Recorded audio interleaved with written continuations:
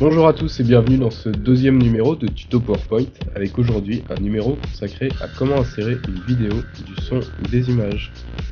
Dans ce numéro vous allez notamment apprendre à insérer des images, à insérer des sons et à gérer leur déclenchement, et la même chose sur les vidéos. Et on commence tout de suite avec les images. On va commencer avec la version 2007 de PowerPoint pour voir comment insérer les images. Alors pour insérer les images on a deux possibilités, soit on copie notre image et on la colle directement dans la slide, soit on utilise cet outil insertion image. On va plutôt préférer cet outil d'insertion car PowerPoint ne va pas interpréter la chose de la même façon et d'une manière générale il va mieux intégrer les images quand on utilise cette fonction insertion. Donc utiliser ça, on va aller dans le dossier voulu, on va en sélectionner 3 en utilisant la touche CTRL et on a donc nos 3 images. Hop, on va les aligner.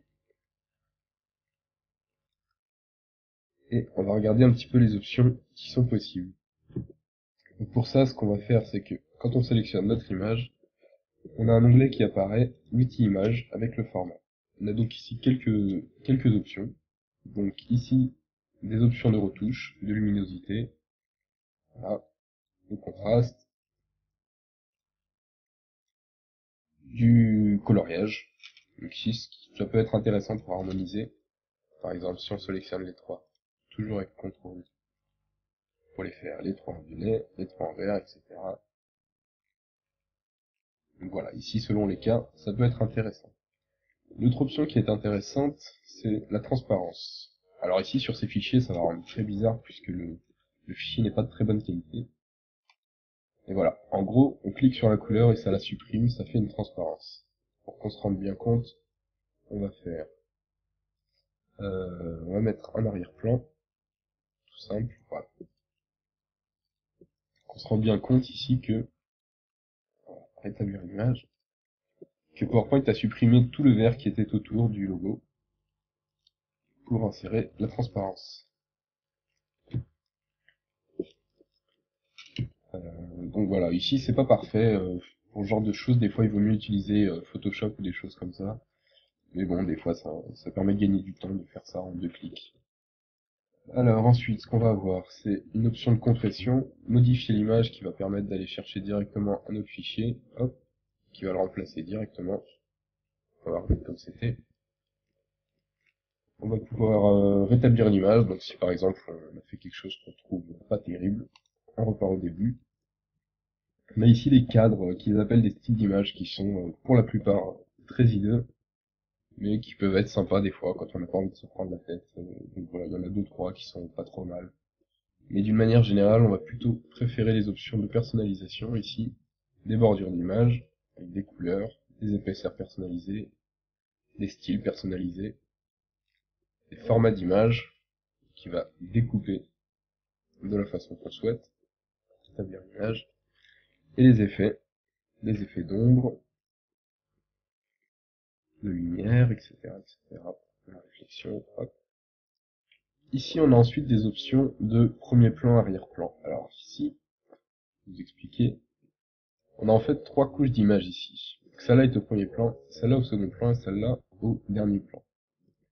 Si on veut que celle-là soit devant, tout devant, on va utiliser la fonction mettre au premier plan tout simplement. Et si on veut qu'elle soit entre les deux, en fait, voilà, ici on va voir les 3 couches.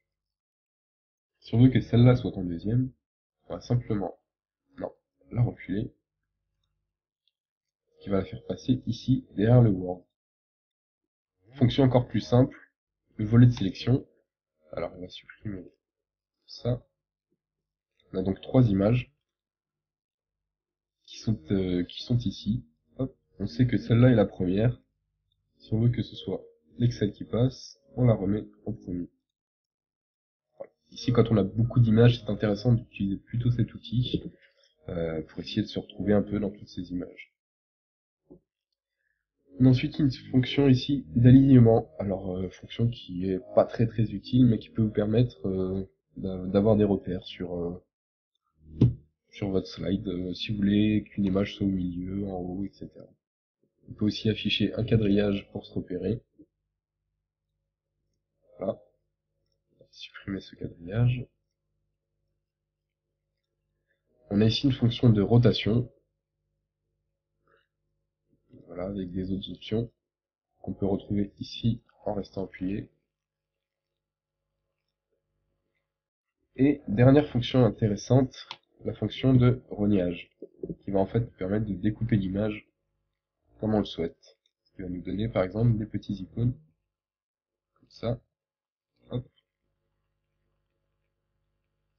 comme ça, et comme ça.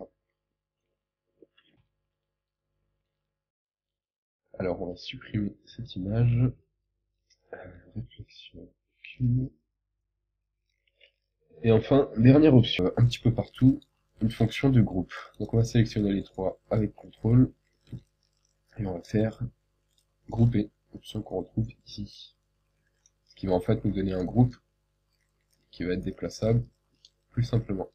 On peut aussi sélectionner une image dedans, la déplacer dans le groupe. On va regarder maintenant comment ça se passe sur PowerPoint 2010. Alors concrètement, on n'a pas grand chose qui change, donc je ne vais pas rentrer dans le détail. La fonction supprimer l'arrière-plan ici est en fait la fonction de transparence qu'on a vue tout à l'heure, avec des possibilités un petit peu plus grandes quand même. Qu'on va pouvoir par exemple marquer les zones à conserver. Donc ici on va garder le O, le W, et c'est tout, et le P. Hop. Ah oui, j'ai dû revenir.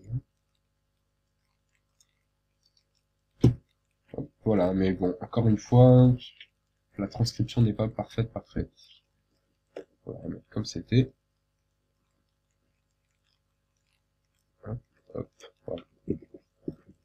Les possibilités de correction, de couleurs. Ici, une nouvelle fonction, l'effet artistique, qui va nous permettre de faire des petits effets qui peuvent être sympas de temps en temps, comme ici par exemple.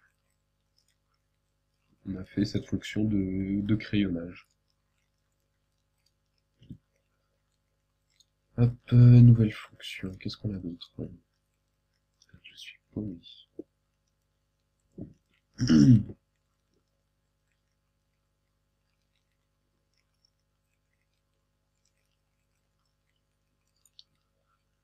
On va pouvoir par exemple faire une option un petit peu plus personnalisée. On va essayer de recréer ce qu'on a fait là. On va choisir un effet crayon. On va enlever cette transparence. Alors on va plutôt augmenter la transparence. Regarder les couleurs. Et on va diminuer la taille du crayon. On va enlever un peu de transparence. Voilà, pour accentuer les traits. Ce qui nous donne des icônes sympathiques. Une autre fonction intéressante dans la fonction rogner, on a ici la fonction rogner à la forme qui est passée ici, et qu'on avait déjà sous 2007. Et ici, des options de rapport hauteur-largeur. Alors ici, c'est intéressant, je vais vous montrer quel est le principe. On va plutôt rétablir l'image.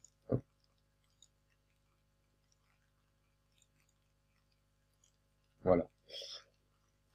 On va utiliser un carré de 1 sur 1, qui va en fait nous donner automatiquement un carré. Voilà. Et qui ne sera pas ici approximatif quand on a fait, comme on a fait tout à l'heure. On a ici 3 carrés de taille exacte. Donc voilà pour PowerPoint 2010. On va regarder la version 2013 que j'ai ici en preview, mais qui n'apporte pas grand chose de nouveau. On a juste ce côté graphique qui change. Mais pour l'instant, j'ai pas trouvé de grandes nouveautés dans ces éditions d'images. Et ici, la version est en anglaise, mais on retrouve l'insertion d'images ici, insert picture.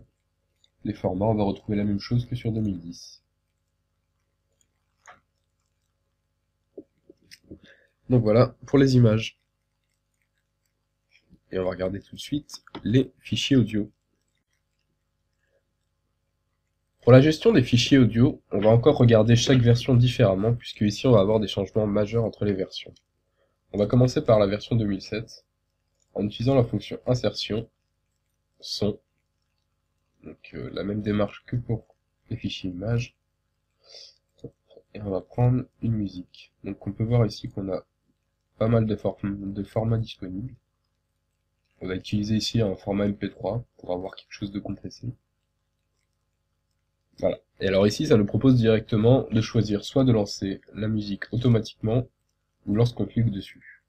On va mettre automatiquement, mais on va voir qu'on peut changer ça. Alors, quand on insère un son, ça nous insère en fait deux choses. Un icône qu'on va pouvoir cacher, soit en le mettant sur le côté, soit après en le masquant dans les outils. Et derrière ça, il y a en fait la gestion de la musique qui est incorporée. On va regarder tout de suite les options du son. Donc on a ici une possibilité d'aperçu, voilà, un volume, donc pour régler le volume tout simplement. Masquer, donc qui va masquer cette icône. On va tester, hop, voilà. Boucle jusqu'à l'arrêt, en fait, c'est si vous avez un petit fichier, par exemple de 5 secondes, une ambiance par exemple, que vous voulez mettre en boucle, ça va vous mettre la musique en boucle jusqu'à ce que vous passiez à la slide suivante. Ici, on a trois choix pour l'exécution du son. Automatiquement, donc ça va lancer le son quand vous arrivez sur la slide. Lorsque vous cliquez dessus, donc quand vous cliquez dans la gestion des animations, on va regarder ça tout à l'heure, ou exécution sur l'ensemble des diapositives. Alors ça peut être très intéressant quand vous avez un son d'ambiance que vous voulez mettre sur toutes vos slides, sur toute la présentation. Mais alors encore une fois, attention avec ce genre de choses, hein, faut pas que ça cache, enfin que ça couvre votre voix. Donc on peut voir ici qu'on est sur la slide 1, on passe sur la slide 2 et la musique continue. Alors on va reprendre les options et on va regarder ce qui est disponible. La taille du fichier en son maximal, le premier plan, donc ça c'est la gestion de l'image en fait, la hauteur, etc. On a aussi ici l'onglet d'outils images. En fait, ça va pas nous servir à grand chose, c'est les mêmes choses que tout à l'heure, sauf qu'en fait ça vous propose de modifier cette image. Et on va donc aussi pouvoir afficher un autre fichier en utilisant cette option modifier l'image. Alors, on va regarder maintenant comment ça se passe sur 2010. Donc sur 2010, on va faire la même chose, insertion audio, hop, la même musique. Alors on peut voir ici, j'ai un peu trop zoomé, que l'illustration est différente. On a un véritable lecteur de musique qui est intégré. Et on va voir juste après qu'en fait il y a une vraie raison à tout ça, c'est que à partir de la version 2010, PowerPoint incorpore le fichier audio dans le PowerPoint. Alors on va voir pourquoi c'est intéressant, mais avant ça on va regarder les formats. Donc ici on a encore les formats de l'image, donc avec les mêmes choses que tout à l'heure. Voilà, on voit que ça modifie cette image. Et sur la lecture, on va retrouver à peu près les mêmes choses, sauf qu'on va avoir des possibilités d'édition. On va pouvoir par exemple découper l'audio en choisissant les 20 premières secondes de la musique par exemple. On va pouvoir faire une apparition en fondu ici, ou une disparition en fondu, ce qui fait que la musique va apparaître ou disparaître progressivement. On va pouvoir ajouter des signets aussi. Alors le signet, il va être par exemple ici. Hop, je vais le mettre là, hop, et un signet. Voilà, ça permet d'avoir des repères pendant la musique. Début de la musique, on va avoir la même chose automatiquement au clic ou exécution sur l'ensemble des diapositives. On va pouvoir masquer le logo pendant la présentation, une boucle jusqu'à l'arrêt, comme tout à l'heure, et rembobiner, ce qui vous remet le fichier au début, ce qui ne sert pas à grand chose. Alors, donc ce que je vous disais tout à l'heure, ça intègre, enfin PowerPoint 2010 intègre le fichier dans le PowerPoint. Qu'est-ce que ça veut dire?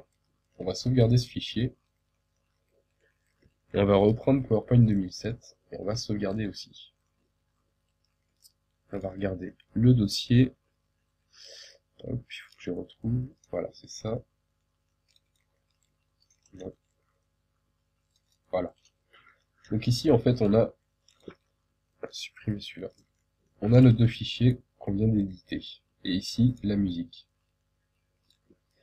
On peut voir ici que la taille du fichier 2007 fait 51 kilooctets et celui de 2010 fait 12 mégaoctets. Et la musique, elle fait 12 mégaoctets aussi. En fait, PowerPoint a intégré le fichier MP3 dans la version 2010. Pourquoi c'est intéressant de faire ça? C'est que quand vous allez envoyer votre fichier PowerPoint à quelqu'un, ou que vous allez le mettre sur un autre ordinateur, vous allez avoir un problème avec la version 2007. C'est qu'il va falloir envoyer le fichier et le PowerPoint, enfin le PowerPoint et la musique en même temps et dans le même dossier. Je vais vous montrer pourquoi. Donc on va prendre un exemple. Vous êtes sur votre ordinateur et vous avez ces deux fichiers-là que vous voulez envoyer à quelqu'un. Si vous envoyez uniquement ce fichier, on va le faire hop, la personne va recevoir uniquement ce fichier, mais n'aura pas celui-ci sur son ordinateur. Donc on va juste le déplacer, ce qui fait qu'il va recevoir juste ce fichier. Quand il va l'ouvrir, on va voir ça tout de suite, voilà, il va y avoir un bug parce que PowerPoint ne trouve pas le fichier audio. Ce qu'on va pouvoir trouver comme astuce, ça va être assez simple, c'est de faire comme on a fait ici, on va remettre le fichier, de mettre le fichier audio et le PowerPoint dans le même dossier. Quand on crée quand on insère le fichier audio dans le PowerPoint et qu'il est dans le même dossier, PowerPoint va faire une relation un petit peu plus simple. Ce qui fait que si vous envoyez ces deux fichiers-là à une personne, on va supprimer celui-là. Celui-ci, on va faire comme s'il n'était pas. Hop. Voilà. La personne reçoit ces deux fichiers et les a dans le même dossier. On va tester tout de suite.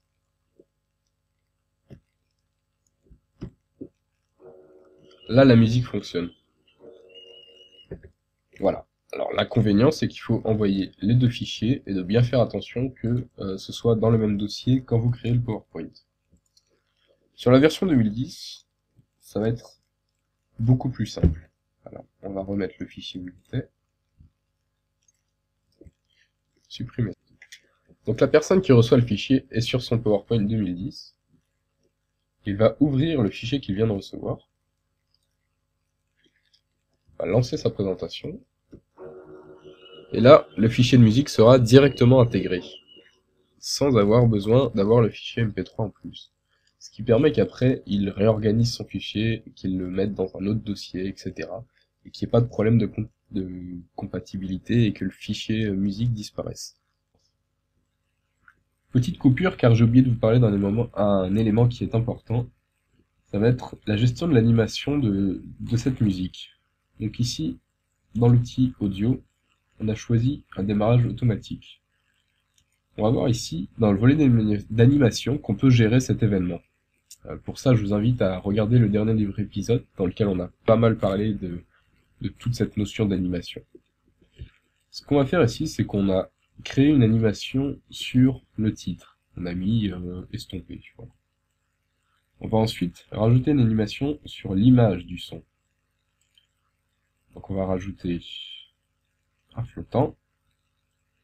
On va le placer avant la lecture, parce que ça, en fait, c'est l'animation lecture de la musique.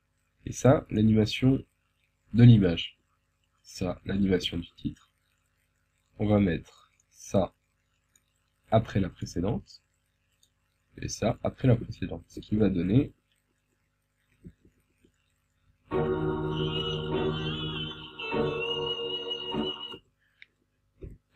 voilà, donc c'était juste pour vous dire que vous pouviez gérer cette lecture de l'animation dans vos slides. Vous pouvez même rajouter des clics si vous souhaitez que ça démarre à un moment précis. On va maintenant s'occuper des vidéos.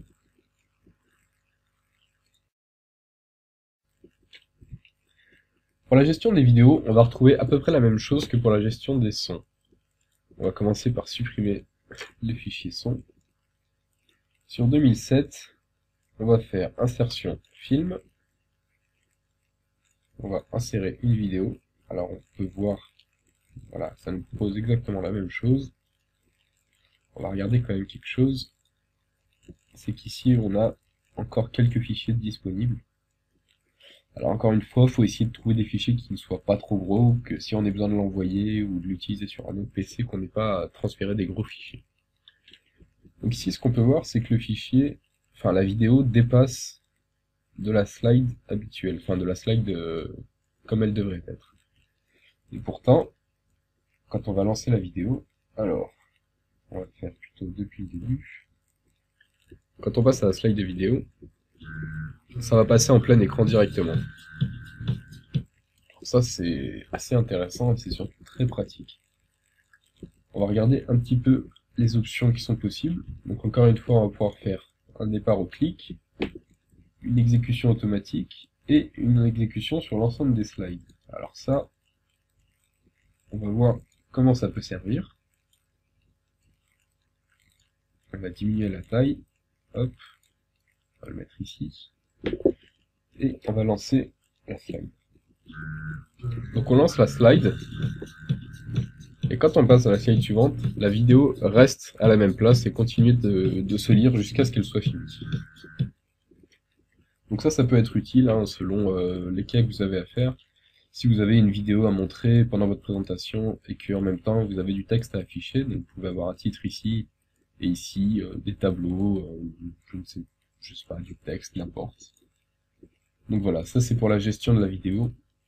On va retrouver les mêmes choses que sur l'audio, des boucles jusqu'à l'arrêt, rembobiner jusqu'à la fin, enfin après la lecture, lire en plein écran. Ah si, ça c'est intéressant. On va mettre un clic, puisque ça c'est quelque chose qu'on n'a pas sur la musique. Et donc quand on va cliquer sur la vidéo, ça va la lancer en plein écran. Voilà. Ici on va voir les options d'image qui vont être intéressantes, puisqu'en fait, l'image que ça va modifier, c'est uniquement la première. Pour montrer un bon exemple, on va prendre ici un rectangle arrondi avec de la réflexion, et on va voir que quand on lance la vidéo, je clique dessus, et que j'enlève le plein écran, on va y arriver, on clique sur la vidéo, voilà. Ça enlève les bords arrondis, on va baisser le son, mais ça laisse la réflexion ici de l'image. Donc bon, sur certains cas, ça peut être utile. Alors ce qui va être intéressant à regarder, on va fermer, et on va rajouter réflexion, réflexion plus grande. Ça, là, très bien. Puis cliquer dessus. Voilà. Ça c'est intéressant de noter, hein. Ça garde la réflexion uniquement de la première image et pas de la vidéo. Donc voilà, pour 2007, on n'a pas grand chose d'autre à voir. Ici, les mêmes options que d'habitude, des dimensions, de l'alignement, tout ça on a vu. Les outils d'image, c'est les mêmes. Et on va regarder maintenant sur la version 2010 comment ça se passe. On supprime la musique. On va insérer la même vidéo. Hop. C'est pas ça. Ici. Voilà. Donc ici, ça ne propose pas directement de démarrer la vidéo automatiquement ou au clic. Ça nous insère encore un lecteur, comme pour la musique. Sauf qu'ici, on va avoir des options un peu plus intéressantes. Donc on a ici le lecteur, on va regarder tout de suite comment ça va. Hop. Voilà. Oh mince. On a la barre de lecture, hein, comme sur un vrai lecteur. Donc voilà, c'est quelque chose qui est sympa quand même. On peut régler le son pendant la présentation. On va regarder les options de lecture.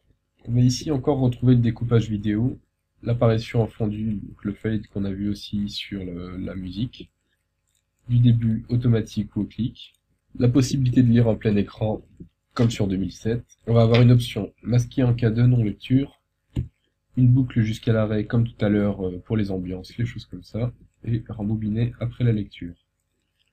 On va avoir aussi la possibilité de rajouter des signets, de supprimer les signets, de prévisualiser. Ce qui va être intéressant ici, c'est de regarder les formats. Alors on va remettre le même style que tout à l'heure. Donc c'était une forme arrondie,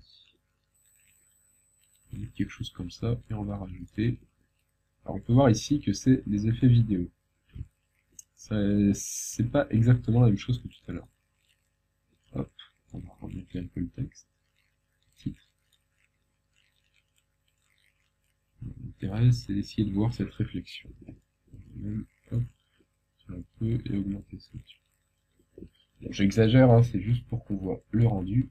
Alors, je vais vérifier la lecture se fait. On clique. Ok. Donc, on a la vidéo.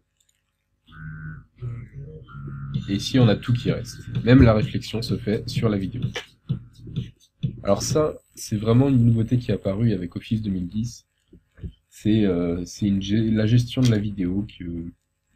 C'est un point qui a été mis très très en avant. Alors on va pouvoir rajouter des cadres, images des fichiers, des choses comme ça. Quelque chose comme ça. Voilà. En fait, l'intérêt, c'est de mettre une image au début de la vidéo.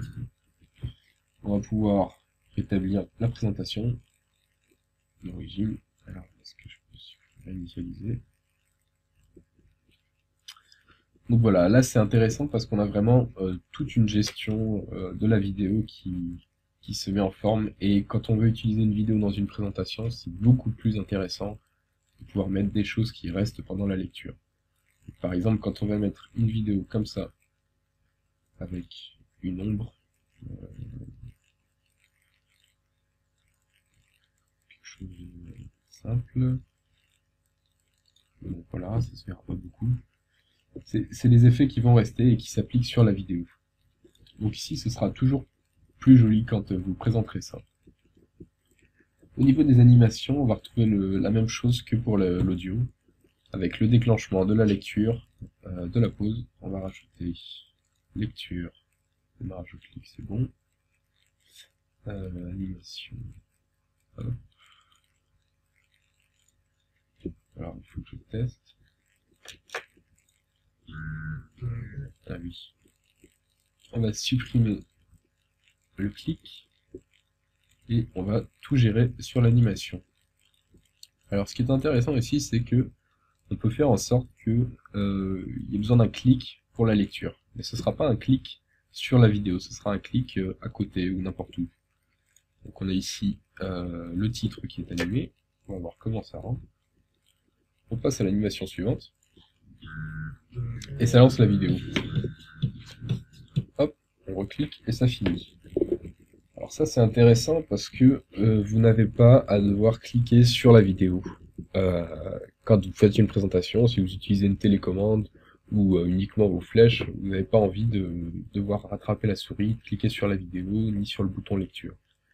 Donc voilà, encore une gestion qui est possible dans les animations. On pourrait rajouter une transition sur cette image. Donc on voit ici les possibilités d'arrêter, de pause, de lecture. Et on va rajouter une animation entrée brusque. Hop. Celui-là, on va le mettre avant la lecture, à partir de la gauche, après la précédente. Ça, on va remettre après la précédente.